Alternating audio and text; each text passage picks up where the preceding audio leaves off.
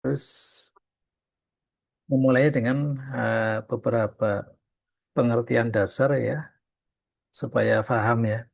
Karena tanpa pengertian ini nanti eh, akan sia-sia, nggak akan paham juga. Ya. Kalau didefinisikan sangat sulit, kalau langsung peluang adalah ya, harus kita telusuri dengan memperkenalkan beberapa konsep dasar, yaitu ruang sampel dan peristiwa. Nah, eh,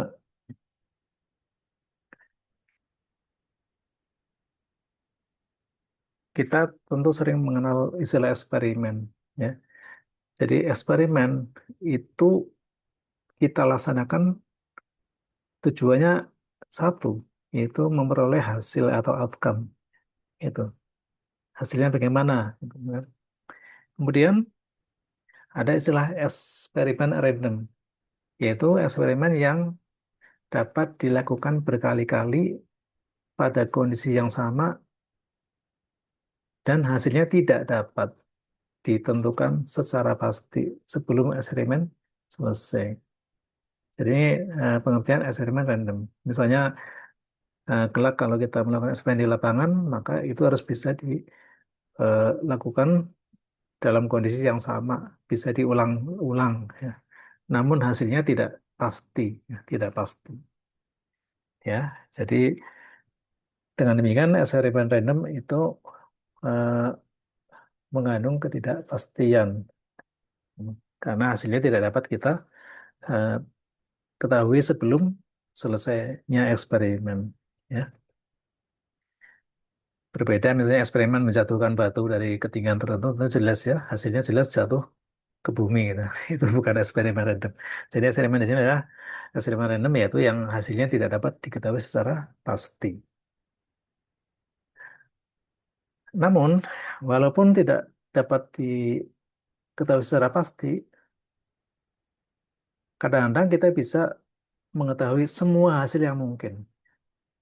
Hasil yang hasil yang akan terjadi tidak tahu, namun semua hasil yang mungkin dapat atau mungkin bisa kita ketahui. Ya, contohnya misalnya dua kesebelasan bertanding, ya, A dan B bertanding, dua kesebelasan bertanding. Kita nggak tahu mana yang menang, A atau B yang menang. Namun semua kemungkinan hasil yang mungkin dapat kita ketahui. Yang pertama A menang, kemudian kedua B yang menang, kemudian ketiga keduanya atau draw ya. Jadi hasil yang mungkin bisa terjadi dapat kita ketahui, namun hasil yang akan terjadi yang tidak kita ketahui. Itu ya, itu pengertian eksperimen random. Nah, di sini kita mau tidak mau menggunakan notasi ya, berarti ya matematis jadinya. Ya, jadi tapi biasanya orang pertanian itu kan biasanya pada pintar matematika ya. Jadi saya kira ini tidak asing lah tentang simbol-simbol ini, karena biasa kita menggunakan simbol-simbol atau notasi matematika. Baik, definisi yang pertama ruang sampel. Ruang sampel itu kita tuliskan dengan notasi S. Jadi S kapital artinya ruang sampel. Dari suatu eksperimen random adalah kumpulan atau himpunan sama saja ya. Semua hasil yang mungkin. Jadi ruang sampel adalah kumpulan semua hasil yang mungkin. Contoh yang gampang, eksperimen sederhana melemparkan sebuah koin. Koin itu memiliki dua sisi ya. Sisi yang pertama itu didominasi oleh angka, biasanya begitu ya. Sedangkan sisi yang kedua didominasi oleh gambar. Kita sebut sisi yang pertama A atau angka, sisi yang kedua G atau gambar. Ketika kita lemparkan sebelum selesai, maka kita tentu tidak bisa secara pasti memastikan mana yang akan muncul, angka atau gambar. Tidak tahu secara pasti. Berarti ini termasuk eksperimen random. Ya. Namun, kita bisa mengetahui apa saja yang mungkin terjadi. Tentu saja yang mungkin terjadi adalah angka atau gambar. Jadi hanya ada dua yang mungkin terjadi. Kalau tidak angka ya gambar. Kalau tidak gambar ya angka. Berarti ruang sampelnya adalah kumpulan semua yang mungkin terjadi. Yang dapat kita tuliskan terjadi A atau terjadi G. Nah, ini biasa kita tuliskan dengan notasi demikian. S-nya, ruang sampelnya adalah kumpulan semua yang mungkin terjadi, yaitu gambar dan angka. Jadi S ini menyatakan kumpulan atau himpunan semua yang mungkin terjadi dari percobaan melemparkan sebuah koin. Kalau tidak gambar ya angka. Kalau tidak gambar, angka ya gambar gitu ya. Hanya ada dua yang mungkin terjadi. Yang pertama. Kemudian terkait dengan peristiwa, eh, ruang sampel ada istilah peristiwa. Peristiwa kita simbolkan dengan E dan seterusnya nanti ya. Adalah himpunan bagian dari ruang sampel S. Kemudian peristiwa E dikatakan terjadi jika E memiliki anggota. Jadi ini kita gunakan simbol-simbol himpunan.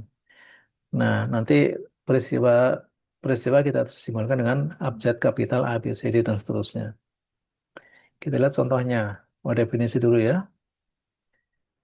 Ada peristiwa ini simbol demikian, U terbalik dibaca irisannya.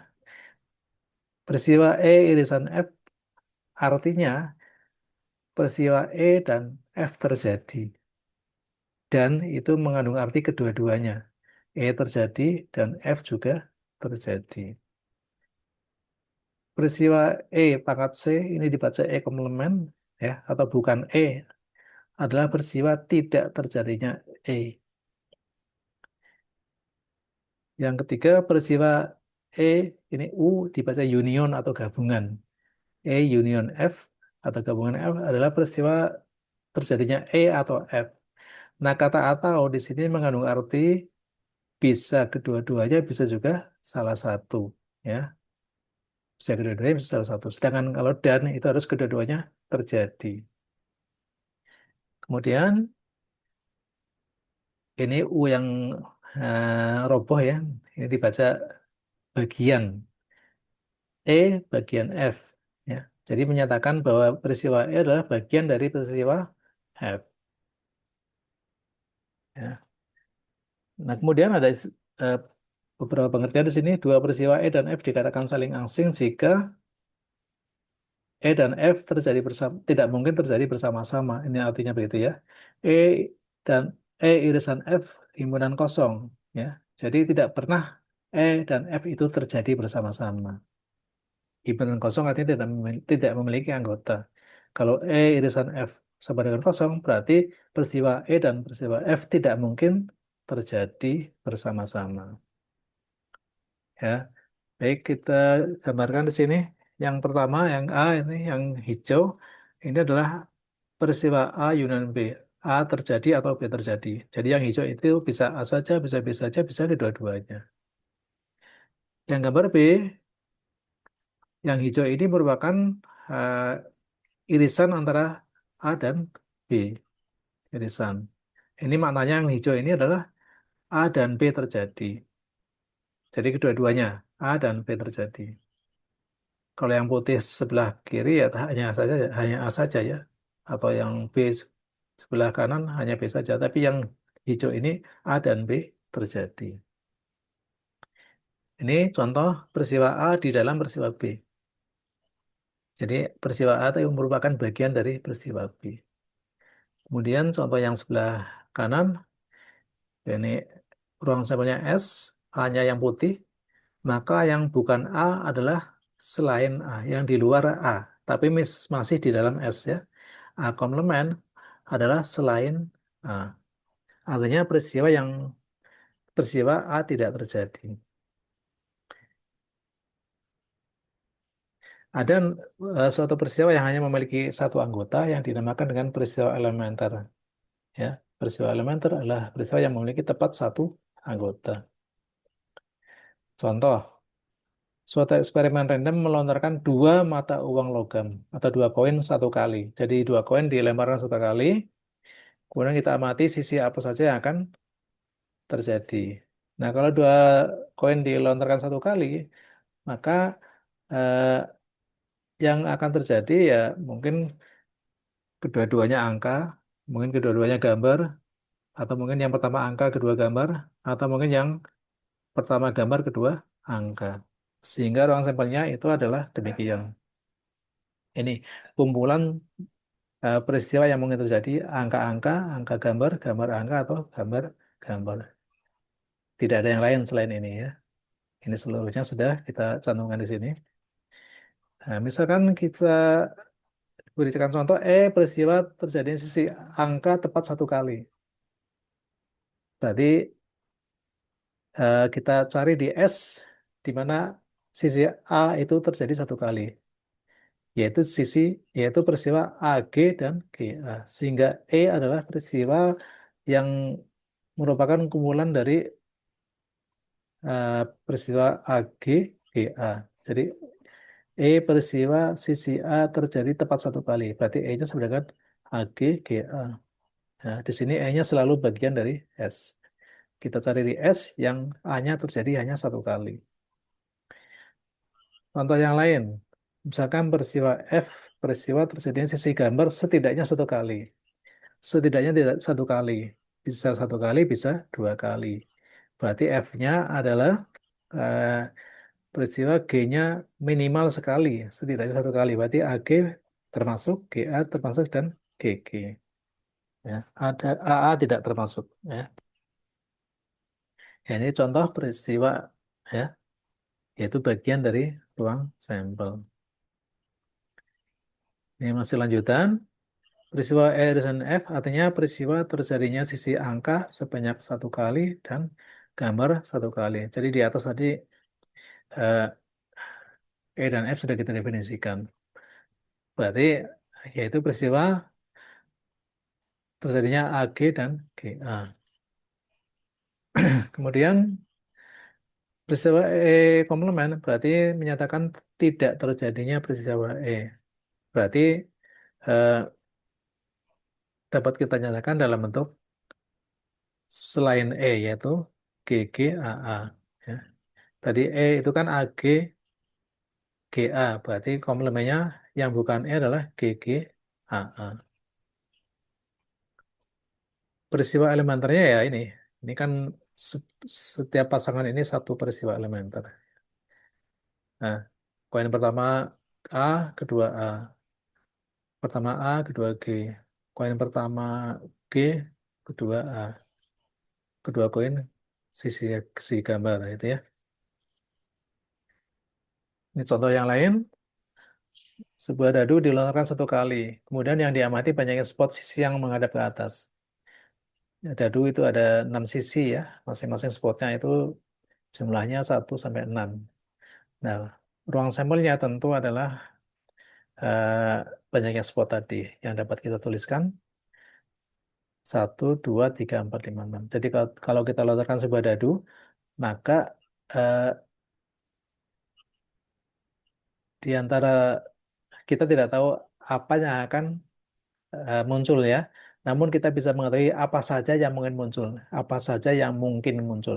Yaitu tentu yang mungkin muncul adalah satu atau dua atau tiga atau empat atau lima atau enam. Inilah ruang sampelnya. Misalkan ini peristiwa elementernya berarti peristiwa yang memiliki satu anggota tunggal. Misalkan A peristiwa terjadinya sisi genap dan B terjadinya sisi ganjil. Genap. Yang genap tentu adalah 2, 4, 6. B terjadinya sisi ganjil, yaitu 1, 3, 5. Nah, peristiwa A dan B saling asing. Kenapa? Kalau kita ambil irisannya, ya, maka keduanya tidak memiliki anggota yang sama. Sehingga irisannya berupa himpunan kosong.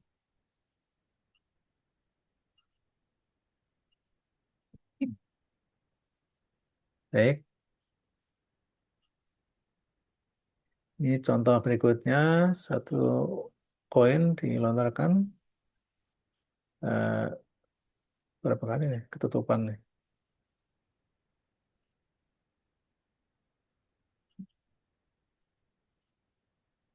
Dilontarkan, oh, 3 kali ya. Satu mata uang logam atau satu koin dilontarkan tiga kali. satu koin dilontarkan 3 kali. Kalau 3 kali, mungkin yang pertama A, kedua A, ketiga A. Atau mungkin juga yang pertama A, kedua A, ketiga G. Atau mungkin A, G, A, dan seterusnya. Ini kalau kita cantumkan seluruhnya, yang mungkin terjadi akan ada sebanyak 8. 8 kemungkinan yang mungkin terjadi. Di mana setiap deretan 3 angka, 3 huruf ini menyatakan sisi-sisi yang terjadi. Angka-angka, angka-angka gambar, angka gambar angka, dan seterusnya. Ini ruang sampelnya. Misalkan E adalah, oh ini A. E-nya berarti peristiwa apa tadi? Paling banyak 1 kali. Ya, sisi angka paling banyak 1 kali. Berarti A paling banyak 1 kali. A, G, G, G, A, G, G, G, A, G, G, G. Ini termasuk G, G, G karena eh, F menyatakan paling banyak A 1 kali. Berarti tidak terjadi juga termasuk ke dalamnya. F peristiwa munculnya sisi gambar 1 kali. Gambar 1 kali. A, A, G, G-nya sekali muncul. Kemudian union F gabungan ini tinggal kita gabung saja. Tinggal kita gabung, kita tuliskan. Kalau ada anggota yang sama, cukup cukup kita tuliskan 1 kali. E irisan F kosong, tidak ada yang sama. E dan F tidak ada anggota yang sama, sehingga irisannya kosong. E komplement berarti peristiwa bukan E, yang bukan E. Selain AGG, GAG, GGA, GGG. Yang kita ambil dari S tentu ya. Yaitu peristiwa ini, AAA, AAG, GAG, dan GGA. Kemudian, itu contohnya. Nah, ini contoh yang lain. Sebuah dadu dilontarkan 2 kali. Nah, kalau kita lontarkan 2 kali, tentu saja eh, kemungkinan kita bisa menebak hasilnya sangat sangat sulit ya, karena akan banyak eh, anggota ruang sampel. Nah, hasil yang mungkin terjadi dinyatakan dalam bentuk pasangan AB, di mana A menyatakan sisi yang terjadi pada dadu pertama dan atau lontaran pertama, dan B menyatakan yang terjadi pada lontaran kedua. Sehingga ruang sampelnya demikian. Mungkin yang pertama A, sisi A1, yang kedua satu. Atau mungkin yang pertama satu, yang kedua dua. Atau mungkin yang lain. Kalau kita buat seluruhnya, ruang sampelnya itu demikian. Ya. Ini merupakan pasangan masing-masing pasangan lembaran pertama, misalnya ini artinya pasangan pertama 6, lembaran pertama muncul 6, lembaran kedua muncul 2, dan seterusnya. Kalau kita hitung, jumlah seluruh anggotanya ada sebanyak 36. Jadi 36 pasang. Jadi ruang sampelnya memiliki 36 anggota. Nah, misalkan peristiwa terjadinya berjumlah lontaran 10. Berarti kita cari yang jumlahnya keduanya 10, yaitu 46, 55, dan 64. Sekarang jika peristiwa terjadinya lontaran pertama spot 4, ya, berarti yang pertama 4. Yang kedua ya terserah, ya, tidak dispesifikasikan. Nah, dengan menggunakan konsep ruang sampel tadi dan peristiwa, kita sekarang bisa mendefinisikan pengertian peluang. Jadi peluang itu merupakan ukuran, ukuran kepastian atau juga ketidakpastian ya dari suatu peristiwa yang akan terjadi. Ya, dinamakan dengan peluang atau bahasa Inggrisnya probability. Ya. Nah, ini ada beberapa definisi. Kita ambil definisi yang pertama yang klasik ya. Sudah sudah sudah tidak eh, sudah banyak hal yang tidak berlaku di definisi ini. Diketahui peristiwa E memiliki n anggota dan ruang sampelnya memiliki n kapital anggota. Peluang peristiwa E, ya, ini peluang peristiwa E ditulis dengan P dalam kurung E. Jadi P dalam kurung E artinya atau dibaca peluang terjadinya peristiwa E. Definisinya, peluang peristiwa E sama dengan N kecil dibagi N besar, di mana N kecil adalah banyaknya anggota E, N besar adalah banyaknya anggota ruang sampel atau S. Nah, pengertian ini mengandung arti bahwa setiap kalau N-nya itu satu, berarti semua anggota ruang sampel, ya setiap anggota ruang sampel itu memiliki peluang yang sama, yaitu 1/N. Ya, itu pengertian klasik. Nah, tentu saja banyak fenomena yang tidak demikian, ya, banyak fenomena yang tidak demikian. Tidak semua eh, anggota itu memiliki peluang peluang sama, tidak selalu demikian, ya. Eh, Misalnya kalau kita membeli telur ya, peluang mendapatkan telur yang rusak tentu tidak sama dengan peluang mendapatkan telur yang baik ya. Peluang mendapatkan telur yang baik jauh lebih besar dibanding yang rusak. Jadi definisi klasik ini tidak bisa diterapkan untuk kondisi-kondisi yang lebih umum ya. Sehingga definisi ini perlu diperbaiki. Namun ini sebagai contoh untuk memahamkan bagus ya. Kita ambil contoh sebuah mangkok berisi 5 bola merah dan 4 bola putih. Kemudian dari mangkok tersebut diambil tanpa pilih-pilih sebuah bola. Ya, nah 5 bola merah, 4 bola putih di dalam satu mangkok. Jadi seluruhnya ada 9 bola. Kita ambil tanpa melihat, tanpa pilih-pilih ya. Maka nanti yang akan terambil kalau tidak merah tentu biru ya. Kalau tidak merah tentu biru. Nah, menggunakan definisi klasik, peluang terambilnya satu bola merah sama dengan jumlah bola merah dibagi jumlah seluruh bola, yaitu 5 dibagi 9. Sedangkan peluang terambilnya bola biru, peluang biru tentu banyaknya bola biru diambil dibagi banyaknya seluruh bola, yaitu 9. Nah, di sini eh, kita melihat bahwa nilai peluang itu nilainya selalu tidak bisa melebihi satu, ya.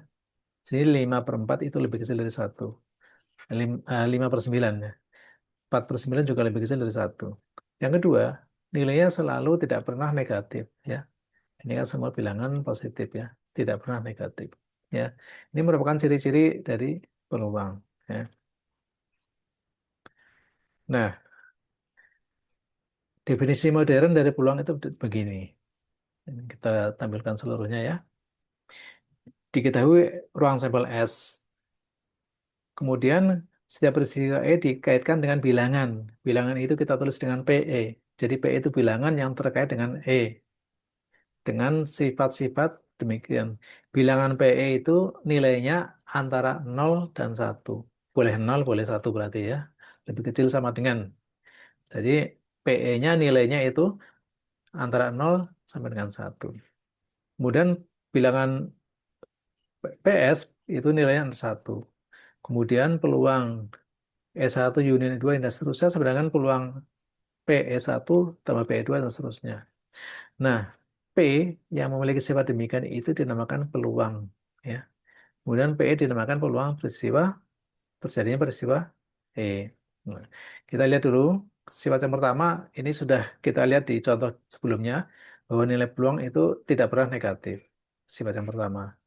Dan tidak pernah lebih besar daripada satu. Ya. Jadi peluang itu nilainya antara 0 sampai dengan 1. Tidak bisa negatif, tidak bisa lebih besar daripada satu. Kalau peluang satu, berarti peristiwa itu pasti terjadi. Ya. Jadi eh, sifat dua itu menyatakan pasti akan terjadi peristiwa dari anggota ruang sampel. Sifat yang ketiga menyatakan bahwa eh, gabungan peristiwa yang saling asing, maka peluangnya sama dengan jumlah masing-masing peluang setiap peristiwa. Jadi ini pengertian peluang secara modern. Mungkin ini agak susah dipahami ya, tapi memang bagaimana lagi ya, kita cobalah melalui contoh. Ya. Ini penjelasannya. Semakin besar nilai peluang, berarti semakin besar kemungkinan peristiwa tersebut terjadi. Sebaliknya, kalau semakin kecil, tentu semakin kecil kemungkinan terjadi. Kalau peluangnya satu, berarti pasti terjadi. Ya. Sedangkan kalau nilai peluangnya nol, peristiwa ini tidak mungkin terjadi. Ya, peluangnya nol. Eh, contoh, tiga keping uang logam dilontarkan satu kali. Kemudian kita lihat ruang sampelnya, ini tadi sudah kita jelaskan di atas. Ruang sampelnya memiliki anggota sebanyak 8. Itu 2, 3, 4, 5, 6, 7, 8. Ya. Dianggap setiap peristiwa elementer memiliki peluang sama. Kalau harus sama peluangnya, karena jumlah peluang itu sama dengan satu seluruhnya, maka kedelapan anggota ini masing-masing harus memiliki peluang yang sama, yaitu 1/8. Nah, sekarang misalkan peristiwa terjadinya sisi angka satu kali. Berarti dapat kita tuliskan AGG, GGA, GAG. Hanya sekali. Peristiwa terjadinya sisi gambar paling sedikit dua kali. G-nya paling sedikit dua kali.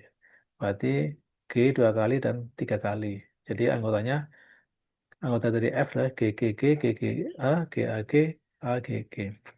Nah, berapa peluang E? Peluang E berarti peluang dari peristiwa yang memiliki tiga anggota ini.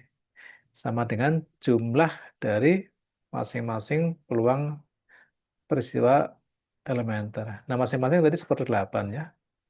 Karena ini jumlahnya 8 dan setiap anggota itu sama.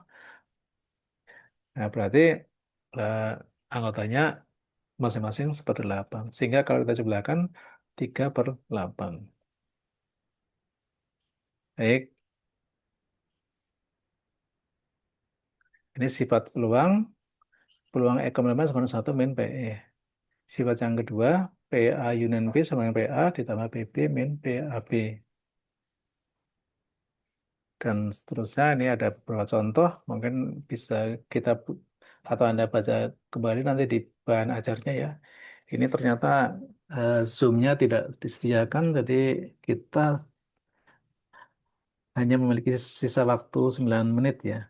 Coba kita lihat dulu contohnya nanti.